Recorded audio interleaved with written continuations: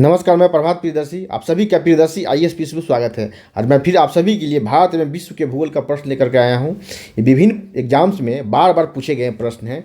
BPC 68वीं PT देने जा रहे हैं, या सचिवालय सहायक है, यूपी पीसीएस या अदर स्टेट पीसीएस, इस सभी के लिए ही इम्पोर्टेंट है। ठीक है, तो स्टार्ट करते हैं। चलिए, इससे पहले कि मेरे चैनल पर अगर आप नए हैं तो मेरे चैनल को सब्सक्राइब करें, बेल आइकन पर प्रेस करें, जिससे कि आपको आगे का नोटिफिकेशन मिलता रहेगा। और लाइक और कमेंट और शेयर करें। पहला कि मैजिनोट रेखा किन दो देशों के बीच में स्थित है? तो राइट आंसर है जर्मनी और फ्रांस के बीच में अवस्थित है। कहाँ कहाँ? जर्मनी और फ्रांस के बीच में ये रेखा अवस्थित है। या महादेश के बारे में पूछ लिया जाए तो यूरोप महादेश में है। ठीक है, जर्मनी और फ्रांस, क्योंकि जर्मनी और फ्रांस दोनों यूरोप का हिस्सा है। सेकेंड है चुटक जल विद्युत परियोजना कहाँ स्थित है? तो ये लद्दाख के कारगिल जिले में अवस्थित है। कहाँ? लद्दाख के कारगिल जिले में अवस्थित है। किस नदी पर? तो सूरी नामक नदी पर। सूरी नामक नदी पर, सूरी नदी। ठीक है, ये सिंधु की सहायक नदी है। किसकी? सिंधु की सहायक नदी है, ठीक है, सिंधु की सहायक नदी है। ठीक है, आगे बढ़ते हैं। नंबर कि एशिया के सबसे बड़े खारे पानी की झील, जिसका नाम है चिल्का झील, ये कहाँ है? तो उड़ीसा में। ठीक है, बंगाल की खाड़ी में,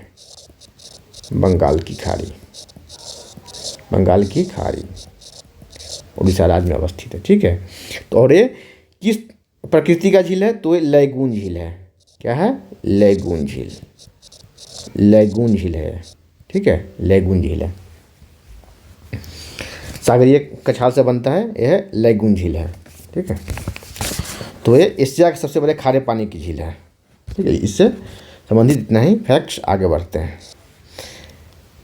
4 नंबर की भारत के सबसे बड़े मीठे पानी की झील तो है बुलर झील। ये कहाँ है? जम्मू एंड कश्मीर के बांदीपुर जिले में। यह बांदीपुर झील है, बांदीपुर में, जम्मू कश्मीर के बांदीपुर। डल झील जो है श्रीनगर में है, और बुलर झील जो है जम्मू कश्मीर के बांदीपुर ज़िले में। यहाँ भी टूरिस्ट बहुत जाते हैं, टूरिस्ट प्लेस से। ठीक है, और ये मीठे पानी की सबसे बड़ी झील है एशिया की, और भारत की भी। तो मीठे पानी की सबसे बड़ी झील है, तो इसका वजह क्या है?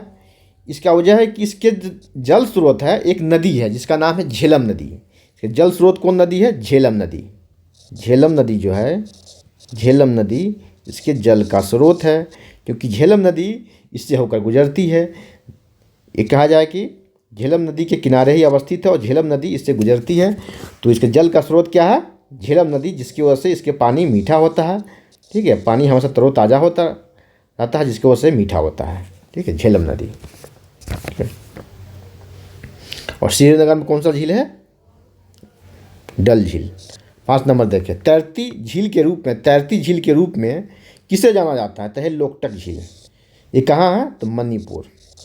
यह है मणिपुर में है, नॉर्थ ईस्ट में मणिपुर में है। ठीक है, लोकटक झील।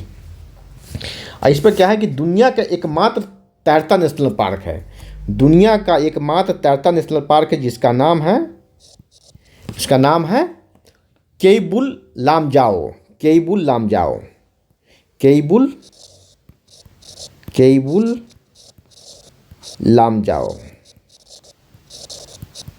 लामजाओ, ये क्या है? एक नेशनल पार्क है। ठीक है, और दुनिया का पहला तैरता नेशनल पार्क है। तैरते झील के रूप में किसे जाना जाता है? तो दुनिया का पहला ये नेशनल पार्क है, तैरता नेशनल पार्क है, जिसका नाम है केइबुल लामजाओ। ठीक है, केइबुल लामजाओ नेशनल पार्क। आगे आते हैं। 6 नंबर है कि रॉक फॉस्फेट के रूप में प्रसिद्ध झमर कोतरा उद्यान कहाँ स्थित है? वो राजस्थान में है। कहाँ स्थित है? राजस्थान में। 7 नंबर है कि 49वीं समानांतर रेखा किन दो देशों के बीच में स्थित है? तो यह संयुक्त राज्य अमेरिका और कनाडा के बीच में है। दोनों उत्तरी अमेरिका का हिस्सा है। उत्तरी अमेरिका, दक्षिणी अमेरिका, 2 महादेश है, और ये दोनों क्या है? दोनों उत्तरी अमेरिका का हिस्सा है, संयुक्त राज्य अमेरिका और कनाडा। तो 49वीं समानांतर रेखा 2 देशों के बीच में स्थित है, संयुक्त राज्य अमेरिका और कनाडा के बीच में। 8 नंबर देखिए कि अंतर्राष्ट्रीय तिथि रेखा किसे कहा जाता है? तो ये 180 डिग्री देशांतर को कहा जाता है। ठीक है, 9 नंबर है कि ग्रीन पीस इंटरनेशनल का मुख्यालय कहाँ अवस्थित है, हमेशा चर्चा में रहता है, तो इसका मुख्यालय एम्स्टर्डम में।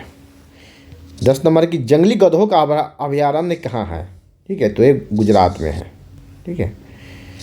11 नंबर है कुनू नेशनल पार्क का किस राज्य में स्थित है, यह है मध्य प्रदेश में। यहाँ ध्यान से सुनिए, इस पर अभी पिछले बार एग्जाम हुआ है, कई एग्जाम से पूछ चुका है। कुनू नेशनल पार्क ये हमेशा ये बहुत ज़्यादा चर्चा में रहा है, पिछले दिनों कहा था जो चर्चा में है वो पर्चा में आता है, तो क्वेश्चन पेपर में आता है पर्चा का मतलब, ठीक है।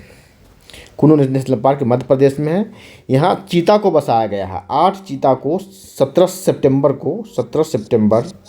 सितंबर 2022 को 8 चीता को यहाँ बसाया गया है, 8 चीता को बसाया गया है, ठीक है, 8 चीता को बसाया गया है।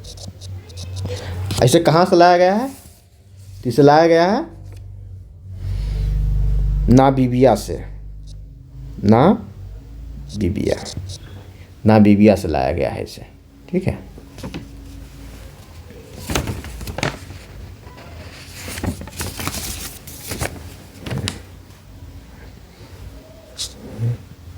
लाया गया है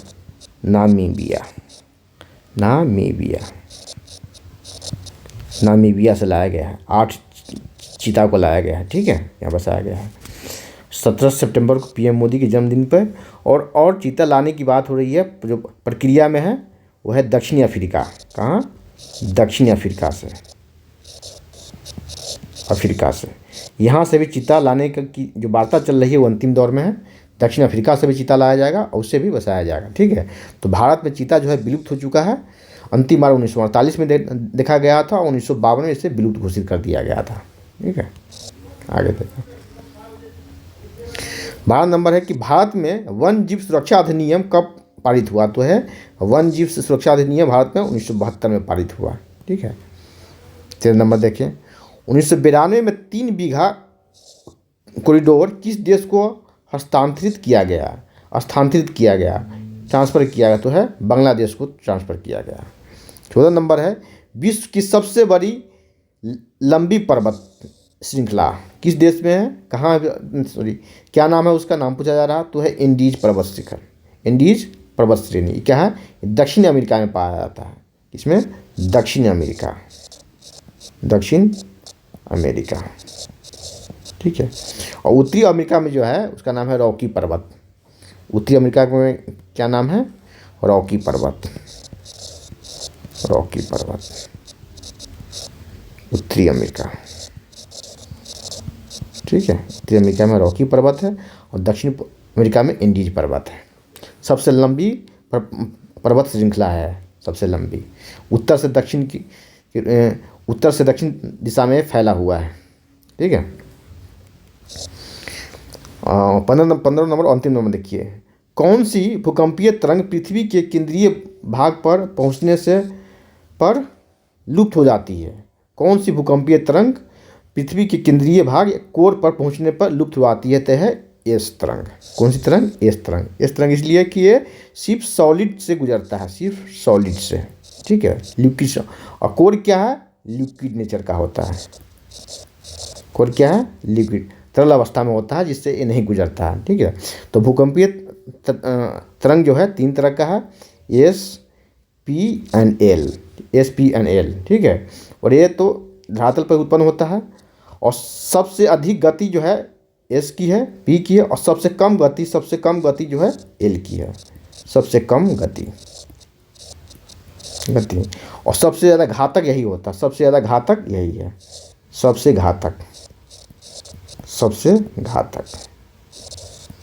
ठीक है, सबसे घातक होता है एल तरंग होता है, ठीक है। तो एस पी और एल, ठीक है, ये प्राइमरी, सेकेंडरी और लब वेव कहा जाता है इसे, ठीक है। तो 3 तरह का है, ठीक है। तो आज इतना ही, फिर अगले वीडियो में मिलते हैं। सेशन कैसा लगा, अगर अच्छा लगा तो मेरे चैनल को सब्सक्राइब करें, लाइक करें, कमेंट करें और शेयर करें। धन्यवाद।